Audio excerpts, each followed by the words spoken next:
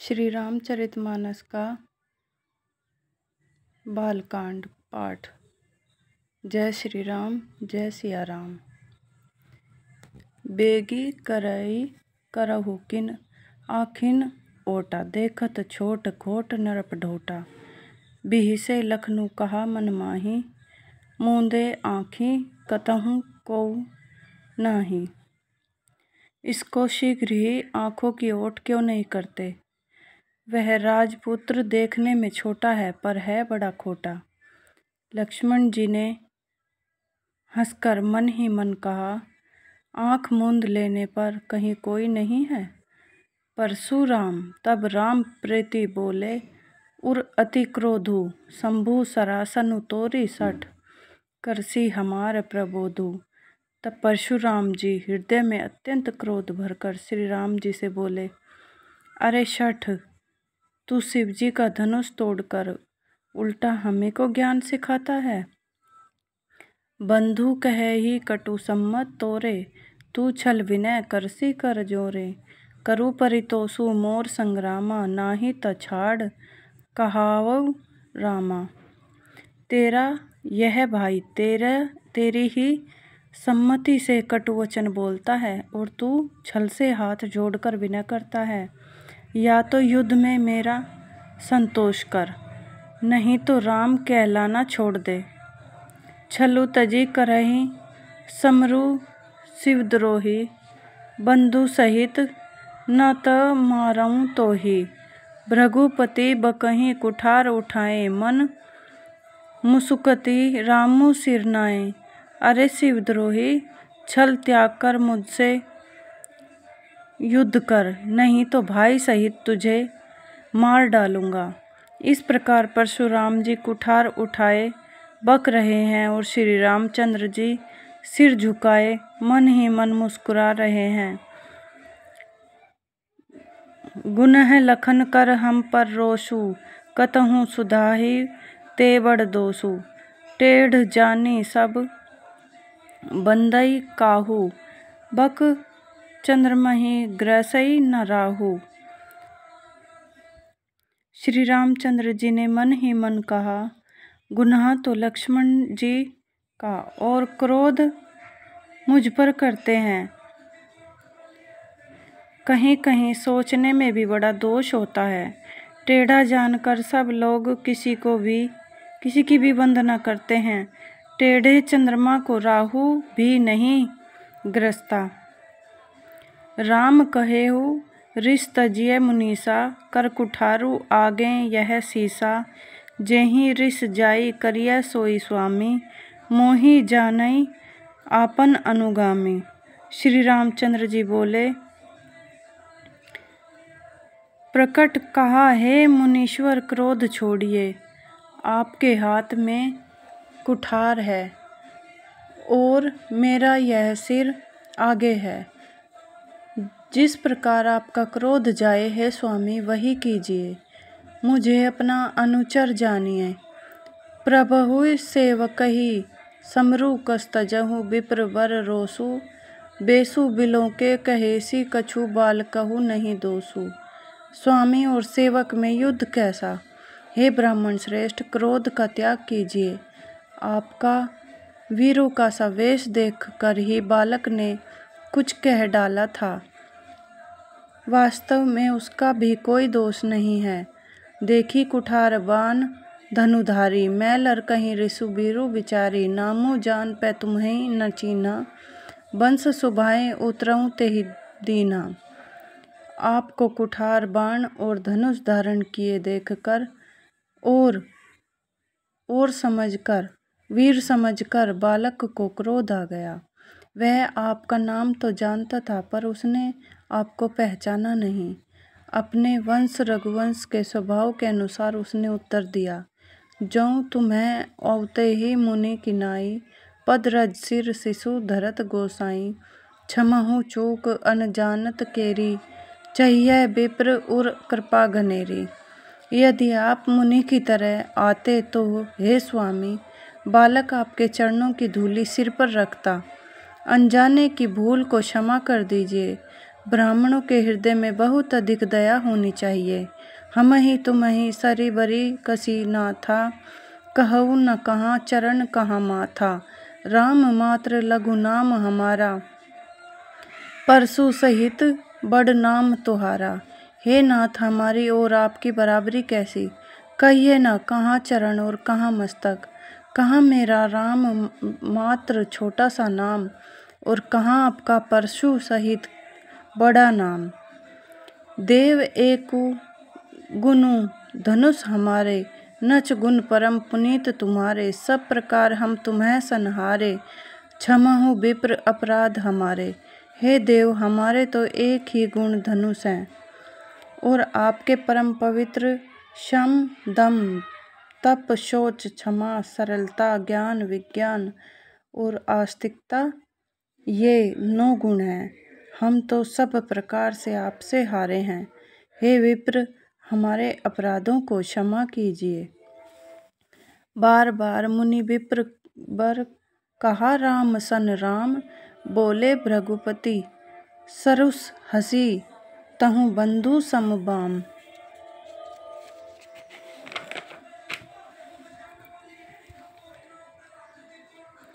श्री रामचंद्र जी ने परशुराम जी को बार बार मुनि और विप्रवर कहा।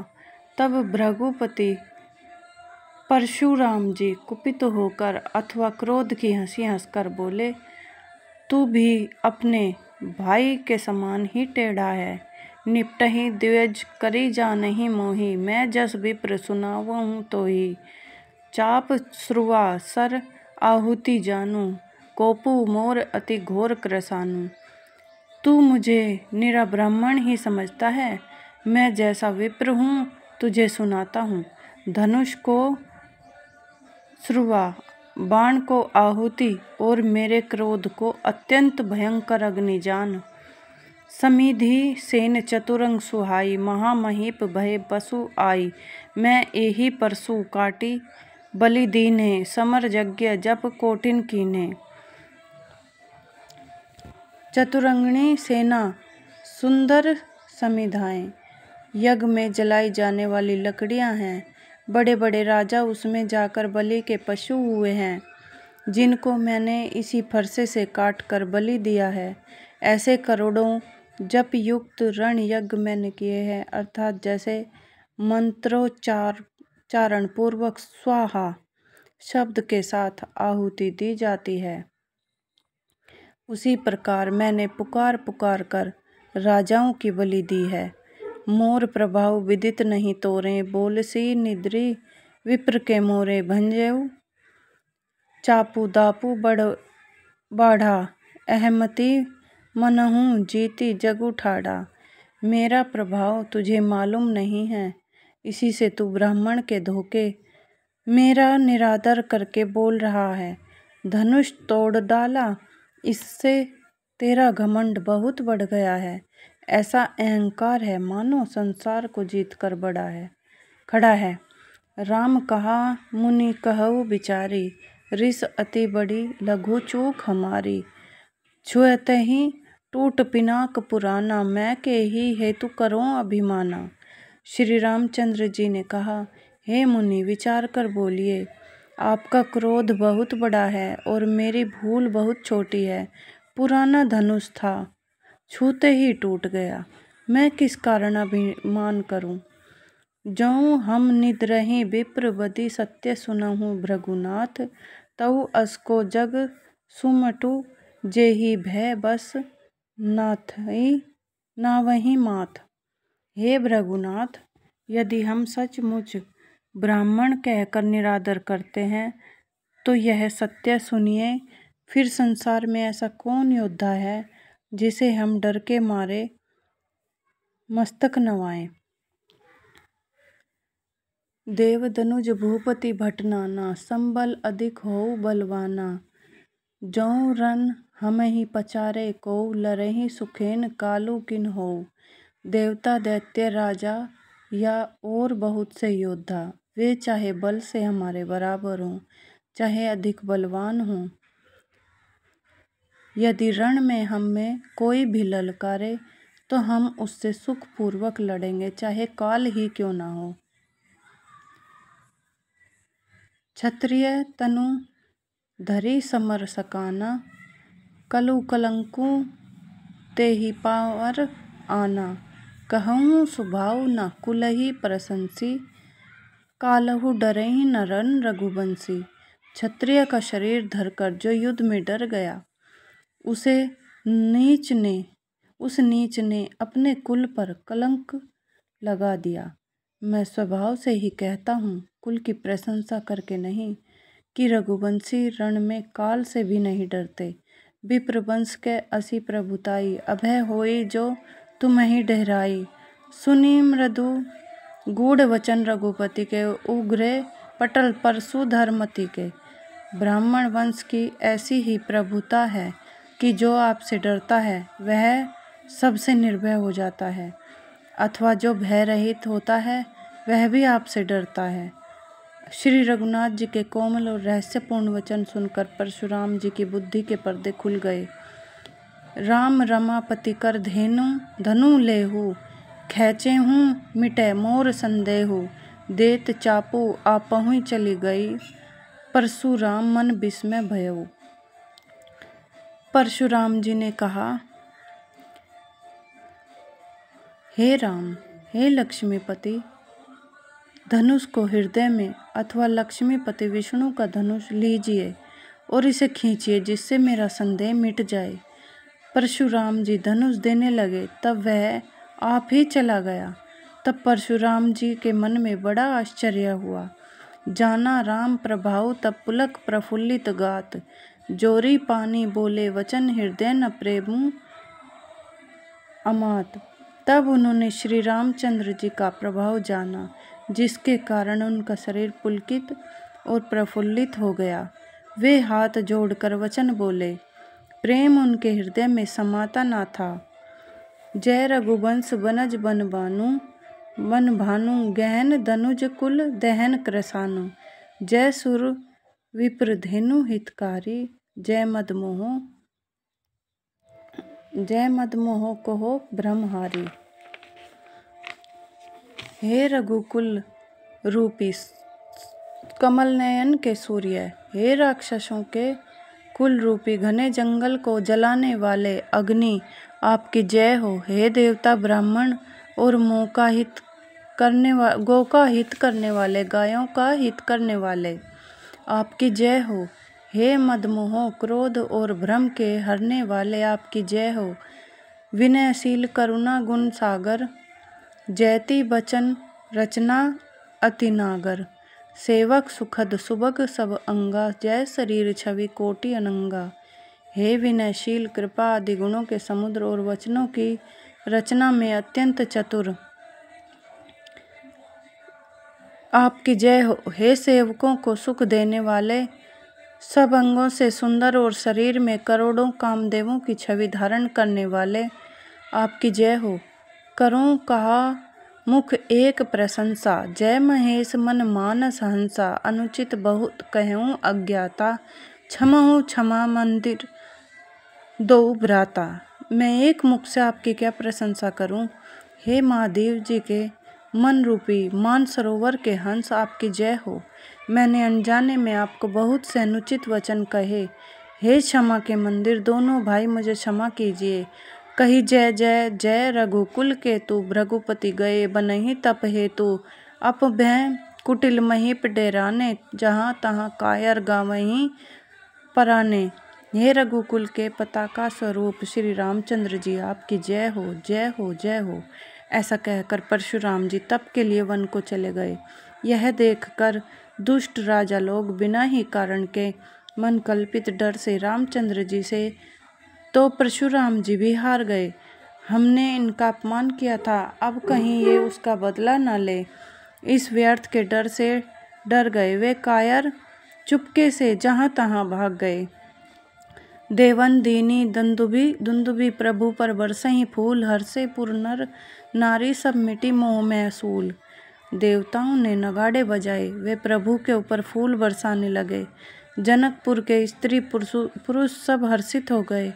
उनका मोह में अज्ञान से उत्पन्न शूल मिट गया। अति गह गहे बाजने बाजे, सबहि मनोहर मंगल साजे। जूथ जूथ मिली सुमुखी सुनैनी, करहीं गान कल कोकिल बैनी। खूब जोर से बाजे बजने लगे, सभी ने मनोहर मंगल साज सजे।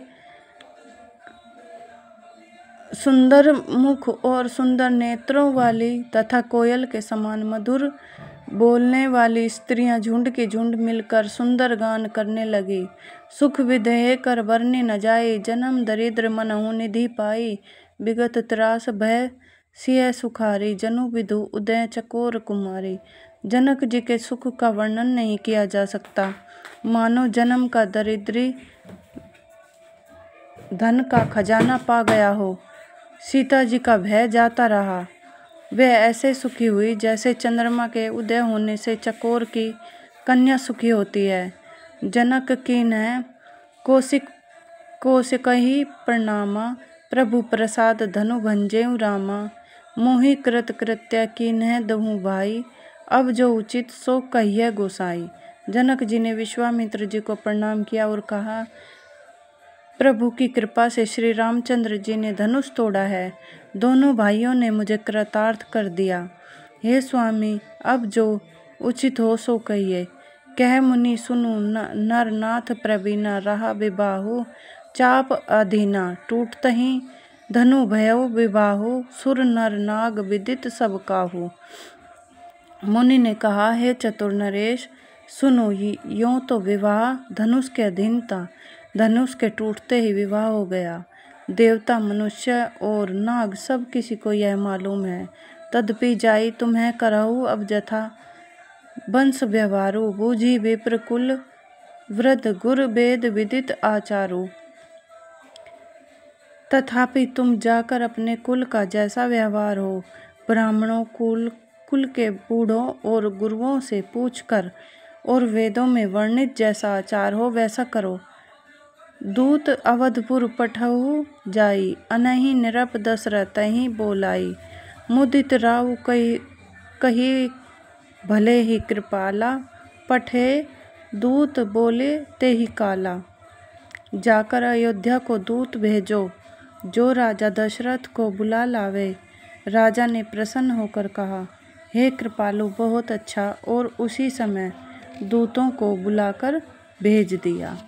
जय श्री राम, जय सिया राम।